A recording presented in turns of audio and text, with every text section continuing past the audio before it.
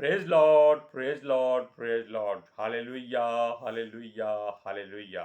सबको जय मसीह की। परमेश्वर, हमारा परमेश्वर जो सबका परमेश्वर है, उसके आने का समय नजदीक होता जा रहा है। हालेलुया। इसलिए आज के सुसमाचार के लिए परमेश्वर की बेटी प्रार्थना करेगी। सबको जय मसीह की। परमेश्वर आप सबके साथ है और आप सबसे बहुत प्रेम करता है। Hallelujah, hallelujah. महान परमेश्वर, सर्वशक्तिमान ईश्वर, जमीन आसमान दे मालिक ते खालिक, ਤੁਹਾਡਾ ਧੰਨਵਾਦ, ਤੁਹਾਡਾ दया ਸ਼ੁਕਰ कर, ਕਰਦੀ ਸਵਾਮੀ ਅੱਜ दया ਦੇ ਸੁੰਦਰ ਦਿਨ ਲਈ, ਸੁੰਦਰ ਸਮੇਂ ਲਈ, ਸੁੰਦਰ ਸੁਬਾਹ ਲਈ ਪਿਤਾ ਜੀ, यह समा ਜੋ ਸਾਡੀਆਂ ਜ਼ਿੰਦਗੀਆਂ 'ਚ ਬਖਸ਼ੀ ਪ੍ਰਭੂ, ਖੁਸ਼ੀਆਂ ਤੇ ਆਨੰਦ ਦਾ ਦਿਨ ਬਖਸ਼ਿਆ, ਤੰਦਰੁਸਤੀ दया ਦਿੱਤੀ कर, ਪਿਤਾ ਜੀ, ਔਰ ਆਪਣੇ ਕਦਮਾਂ 'ਚ ਬੈਠਣੇ सामर्थ्य ਆਪਣਾ दे अपनी ਫਜ਼ਲ ਬਖਸ਼ਿਆ ਮੇਰੇ ਖੁਦਾਵੰਦ ਖੁਦਾ। तेरा ਇਹ ਸਭ फजल ਤੁਹਾਡੀ ਦਇਆ, ਤੁਹਾਡੀ ਕਿਰਪਾ ਮੇਰੇ ਪਿਤਾ ਪਰਮੇਸ਼ਵਰ। मेरे लिए ਤੁਹਾਡੀ काफी। ਬੇਟੀ ਹਿਰਦੇ ਤੋਂ ਤੁਹਾਡਾ ਧੰਨਵਾਦ, ਤੁਹਾਡਾ ਸ਼ੁਕਰ ਕਰਦੀ ਪ੍ਰਭੂ, ਜੋ ਸੇਵਾ ਬਖਸ਼ੀ ਪ੍ਰਭੂ, ਹਰ ਰੋਜ਼ ਵਚਨ ਦਿੰਦੇ ਆ, ਪ੍ਰਚਾਰ ਕਰਨਾ, ਉਸ ਲਈ ਵੀ ਤੁਹਾਡਾ ਧੰਨਵਾਦ, ਤੁਹਾਡਾ ਸ਼ੁਕਰ ਕਰਦੇ ਹਾਂ। ਬੇਨਤੀ ਕਰਦੀ ਪਿਤਾ ਜੀ, ਹੁਣ ਤੁਸੀਂ ਆਪਣੇ ਵਚਨ ਦੇ ਅਨੁਸਾਰ ਸਾਡੇ ਵਿਚਕਾਰ ਆਓ ਔਰ ਵਚਨ ਪੜ੍ਹਨੇ 'ਚ, ਪ੍ਰਚਾਰ ਕਰਨੇ 'ਚ ਸਾਡਾ ਮੂੰਹ ਬਣ ਕੇ ਬੋਲੋ ਪਿਤਾ ਜੀ, ਤਾਂ ਕਿ ਤੁਹਾਡਾ ਦਿੱਤਾ ਵਚਨ ਤੁਹਾਡੀ ਇੱਛਾ ਦੇ ਮੁਤਾਬਿਕ ਮੇਰੇ ਪਿਤਾ ਪਰਮੇਸ਼ਵਰ ਦੁਨੀਆ ਦੀ ਸ਼ੋਰ ਤੱਕ ਪਹੁੰਚੇ। ਤੁਹਾਡਾ ਧੰਨਵਾਦ, ਤੁਹਾਡਾ ਸ਼ੁਕਰ ਕਰਦੇ ਹਾਂ ਪ੍ਰਾਰਥਨਾ ਸੁਣਨ ਲਈ।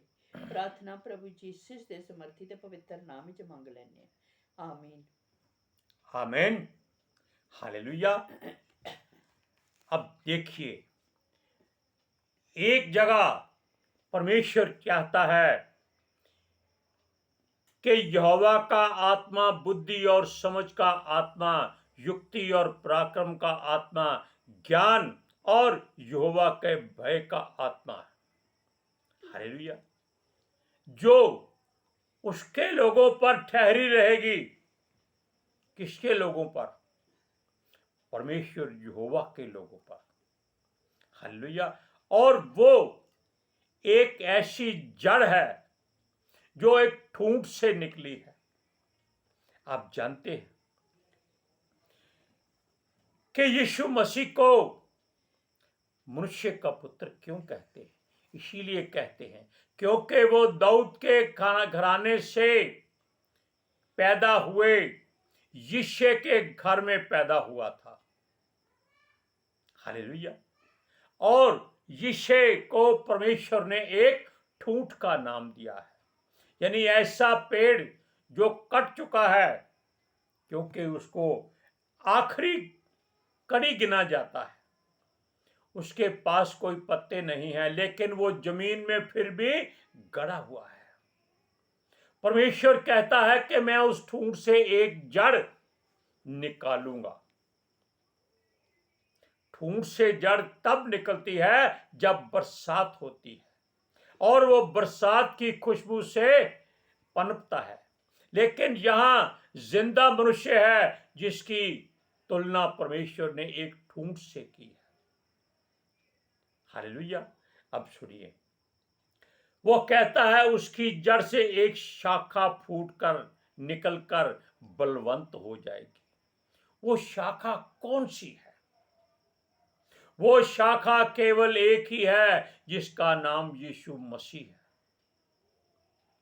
आपने कभी देखा होगा कि गुलाब का पौधा कभी जमीन में उगता नहीं है। उसकी एक टहनी काटकर संवार कर मिट्टी में लगाई जाती है, या फिर गुलाब के पौधे पर कहीं से भी जगह को छीलकर उस पर वो पेंद लगाई जाती है। इसको कलम लगाना बोलते हैं। तब वो फूटकर गुलाब का पेड़ बन जाता है। लोगों के घरों में बड़े बड़े गुलाब के फूल के और बूटे हैं जो सैकड़ों फूल देते हैं। लेकिन पहले वाले बूटा जो होता है जिस पर कलम लगाई जाती है, वो सूख जाता है, खत्म हो जाता है। यानी कि वो ठूंठ जो यिशै था, वो खत्म होके उसके बीच में से यीशु के नाम का एक जड़ निकल के फूटेगा और वो फलदार होगा। हालेलुया। सुनिए, उसमें से एक बात और भी परमेश्वर यहोवा ने कही है। क्या? वो कहता है यहोवा का आत्मा बुद्धि और समझ का आत्मा, युक्ति और पराक्रम का आत्मा और ज्ञान और यहोवा के भय का आत्मा उस पर ठहरी रहेगी। इतनी तरह की आत्मा, यानी कि ये सारे अभिषेक, अनुग्रह, दया, करुणा जो परमेश्वर के पास सब कुछ था, वो उसने उस जड़ के ऊपर जो यिशे के नाम के ठूंठ से निकलकर हरी भरी हो चुकी है। ये सारे के सारे अभिषेक और वरदान और हर तरह का आत्मा जो परमेश्वर के पास था, सारा कुछ उसने उसी पर लाद दिया। यानी कि वो ऐसा पेड़ था जिस पर हर तरह के फूल लगते थे, फल लगते थे, जिसके पत्ते कभी मुरझाते नहीं थे, और वो नदी के किनारे लगा है। ये संसार एक नदी है। हालेलुया।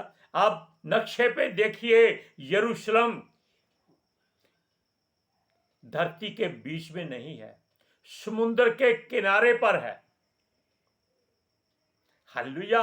और सुनिए एक बात, वो कहता है यहोवा का भय सुगंध सा उसको भाएगा, सुगंध सा भाएगा। यहोवा का भय, यानी कि यहोवा के भय को वो ऐसे अपने भीतर रखेगा कि जैसे वो किसी इत्र की सुगंध हो, फूलों की सुगंध हो। क्यों? क्योंकि उसके लिए ये आत्मा एक सुगंध से कम नहीं है।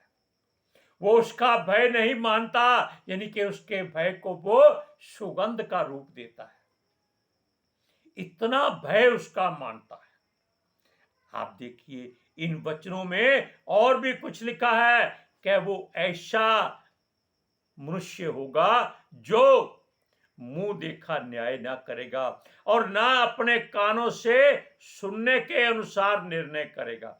यानी कि जो लोग उसको शिकायत करेंगे कि देखो ये बुरा है, ये बुरा है, वो बुरा है, ये पागल है, ये गालियां देता है, ये पाप करता है, गुनाह करता है, क्योंकि यीशु को लोग कहते थे ये पापियों के संग रहता है, ये गुनाहगारों के साथ रहता है, ये शैतान की पूजा करता है, ये दुष्ट आत्मा के भरा हुआ है, ऐसी बातें भी करते थे वे। लेकिन वो उनके कहे या अनुसार जो उसके कानों में पड़ता था कभी न्याय ना करेगा। वो किसी को भी सजा देने नहीं आया था। हालेलुया। आप इन वचनों को थोड़ा पढ़िए। यशाया की पुस्तक 11वां अध्याय उसकी 1 से 3 आयत तक। तब यिशे के ठूठ में से एक डाली फूट निकलेगी और उसकी जड़ में से एक शाखा निकलकर फलवंत होगी।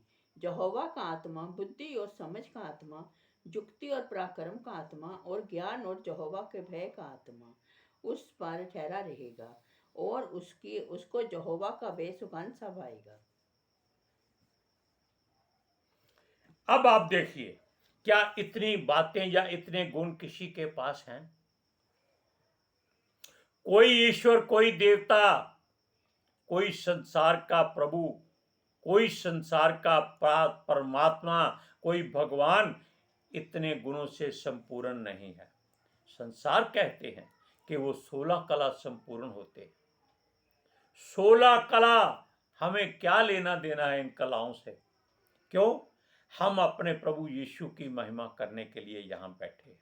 उसके पास परमेश्वर ने जो सृष्टि का करता है, सृष्टि का सृजनहार है, उसने उसको सब कुछ दे दिया है। आपने सुना भी होगा यीशु ने ये बात तब कही थी जब उसने कहा कि मेरा पकड़वाने वाला तुम्हारे बीच में है। और जब यहूदा इस्करियोती ने उससे पूछा क्या प्रभु मैं हूं, वो बोला तू अपना काम कर, जिस काम को तूने सोचा है वो पूरा कर। और उसने साथ में अपने चेलों से कहा जिसको मैं ये रोटी का टुकड़ा डुबो कर दूंगा, तब रोटी सिरके के साथ भी खाई जाती थी। और वो टुकड़ा उसने यहूदा इस्करियोती को दे दिया और शैतान उसमें समा गया। तब प्रभु ने ये बात कही थी कि अब परमेश्वर के पुत्र की महिमा हुई है और पिता परमेश्वर ने उसको सारा अधिकार दे दिया है। अब यहां भी उसको हर वो बात दे दी है जो परमेश्वर ने अपने पास रखी हुई थी। हालेलुया। अब सुनिए, वह कंगालों का न्याय धर्म से और पृथ्वी के नम्र लोगों का न्याय खराई से करेगा। कंगाल कौन है? जिनके पास परमेश्वर का वचन नहीं है। धन दौलत में कोई कंगाल नहीं होता, क्योंकि धन एक आनी जानी वस्तु है। हालेलुया। और वो कहता है नम्र लोगों का न्याय खराई से करेगा। नम्र और दीन लोग वो हैं जो यीशु के पीछे चलते हैं। क्यों? यीशु कहता है मैं मन में नम्र और दीन हूं, मेरे जैसे बनो। हालेलुया। इसीलिए वो नम्र लोगों का न्याय खराई से करेगा, यानी कि उनको किसी बात में घटी नहीं होने देगा। हालेलुया। अब सुनिए, और वह पृथ्वी को अपने वचन के सोंटे से मारेगा। उसका वचन वैसे तो एक दो-धारी तलवार कहा जाता है, लेकिन वचन के अनुसार वो कहता है वचन के सोंटे से पृथ्वी को वो मारेगा। अब पृथ्वी तो मिट्टी की है और उसमें लोग भी मिट्टी से बने हैं, इसीलिए वो अपने वचन से अपने लोगों का पूरा पूरा ध्यान रखता है। वचन की बात जब होती है, जब भी आप वचन करेंगे, यीशु मसीह हाजिर हो जाता है और ये वचन का सोटा जिस पर पड़ता है वो यीशु मसीह का मुरीद बन जाता है। हालेलुया। ये देखिए आगे वो कहता है वो फूंक के झोंके से दुष्ट को मिटा डालेगा। प्रकाशित वाक्य में लिखा है कि जब सारा कुछ हो जाएगा, अंत का समय निकल जाएगा, शैतान के सारे काम वो पूरे करवा देगा, तब वो उसको अपनी फूंक से जलाकर मार डालेगा। Hallelujah, praise Lord. और यही बात यहां कही है कि फूंक के झोंके से दुष्ट को मार डालेगा। ये कोई ऐसी बात नहीं है फूंक मारनी है जैसे संसार के लोग भूत प्रेत निकालते हैं और फूंक फूंक फूंक फूंक करते रहते हैं, उनके मुंह से थूक निकल जाती है। जबकि परमेश्वर के पुत्र यीशु मसीह का केवल नाम लेने से ही सारी दुष्ट आत्माएं भाग जाती है। हालेलुया। कहते हैं उसकी कटी का फेंटा धर्म और उसके कमर का फेंटा सच्चाई होगी। अब उसकी कटी का फेंटा क्या है? उसका हर वो निर्णय जो वो करेगा वो धर्म के तरीके से करेगा, धार्मिकता के तरीके से करेगा, प्रेम से भी करेगा और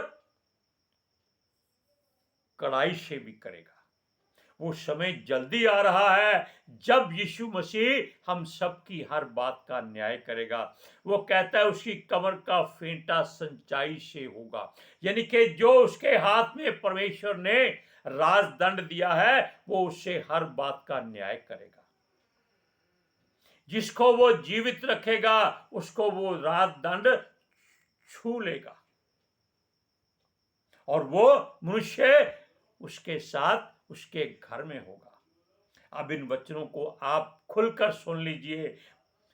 यशाया की पुस्तक 11वां अध्याय उसका 4 और 5वां वचन। वह मुंह देखा न्याय ना करेगा न और ना अपने कानों से सुनने के अनुसार निर्णय करेगा, परंतु वह कंगालों का न्याय धर्म से और पृथ्वी के नम्र लोगों का निर्णय खराई से करेगा। और वह पृथ्वी को अपने वचन के सोटे से मारेगा और अपने फूंक के झोंके से दुष्ट को मिटा देगा। उनकी कटी का फेंटा धर्म और उनकी कमर का फेंटा सच्चाई से होगा। अब देखिए आपने सारा वचन सुन लिया, हमने भी आपको बता दिया।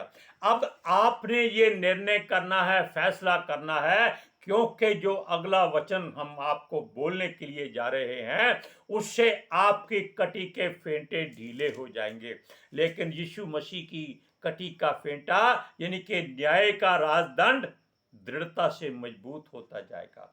आप देखिए, वो कहता है वचन हाय हाय करो। कौन हाय हाय करेंगे? जो प्रभु को अपना प्रभु मुक्तिदाता उद्धारकर्ता नहीं मानते, उसके वचन को दूर दूर हटो कहते हैं। वो कहते हैं इस वचन को हमसे दूर रखो, हमें इससे डर लगता है, भय लगता है, और अब तुम हाय हाय भी करोगे। क्यों? क्योंकि उसका वचन एक आग है और वो तुमको जलाएगा। यहोवा का दिन समीप है, वह सर्वशक्तिमान की ओर से मानव सत्यानाश करने के लिए आता है। परमेश्वर ने अपने पुत्र को जो भेजना है वो ऐसी आग से भरकर और घेर कर भेजेगा कि वो आग उन सबको नाश करेगी जो परमेश्वर के वचन पर विश्वास नहीं करते और यहोवा पर भरोसा नहीं करते, क्योंकि वो सर्वशक्तिमान है और उसकी तरफ से ही प्रभु यीशु मसीह धरती पर आ रहा है। और वो क्या करेगा? वो आकर के ऐसे लोगों का सत्यानाश करेगा जो केवल संसार की आशा करते हैं, संसार की बातों से प्रेम करते हैं और परमेश्वर को वो तुच्छ जानते हैं। तब परमेश्वर उनको ऐसा नाश करेगा अपनी आग से कि वो दोबारा ठूंठ की तरह नहीं रह जाएगी और वो सब कुछ खत्म हो जाएगा। हालेलुया! इसलिए परमेश्वर का वचन अपने हृदय में रखो। वो कहता है सबके हाथ ढीले पड़ेंगे, हर एक मनुष्य का हृदय पिघल जाएगा। ऐसा दिन आने वाला है जब वो आकाश पर बादलों पर बैठा हुआ आपको दिखाई देगा। तब आपके हाथ से चाहे बर्तन हो चाहे बच्चा हो सब छूट जाएंगे, सबके हाथ कांपेंगे, ढीले हो जाएंगे। कटी के जोड़ का मतलब होता है कि इस शरीर में जितने भी जोड़ हैं सारे के सारे ढीले पड़ जाएंगे, लोगों के हाथ नहीं उठेंगे क्योंकि वो इस बात की इजाजत नहीं देगा। और सुनिए, वो कहता है हर एक मनुष्य का हृदय पिघल जाएगा और वो पिघलने का मतलब है कि वो पश्चाताप करेगा कि हाय, मैंने उन लोगों की बात क्यों ना मानी जो वचन को उनके लिए सुना रहे थे कि हे लोगों, परमेश्वर की ओर मुड़ जाओ, मन फिराओ, क्योंकि स्वर्ग का राज्य नजदीक आ रहा है। आप वचन पढ़िए, यशाया की पुस्तक 13 अध्याय उसका 6वां और 7वां वचन। हाय हाय करो, क्योंकि यहोवा का दिन समीप है, वह सर्वशक्तिमान की ओर से मानव सत्यानाश करने के लिए आता है। इस कारण सबके हाथ ढीले पड़ जाएंगे और हर एक मनुष्य का हृदय पिघल जाएगा। एक वचन हम आपको और सुनाते हैं, उसको और भी ध्यान से सुनिएगा। वो कहता है वो घबरा जाएंगे, उनको पीड़ा और शोक होगा। घबराने का मतलब है कि जब वो यीशु मसीह को देखेंगे वो सर पीटेंगे और थरथराएंगे, कांपेंगे। क्यों कांपेंगे? वो पश्चाताप करने का समय उनको नहीं मिलेगा। वो कहता है उनको पीड़ा होगी, उनको कोई दुख तकलीफ नहीं है, क्योंकि ऐसे लोग जो बाहर से धर्मी अंदर से कुकर्मी होते हैं उनको पीड़ा दुख कभी नहीं होता, लेकिन जब यीशु आएगा उसके पूरे बदन में एक एक रोम में पीड़ा उठेगी और वो शोक करेंगे। हालेलुया!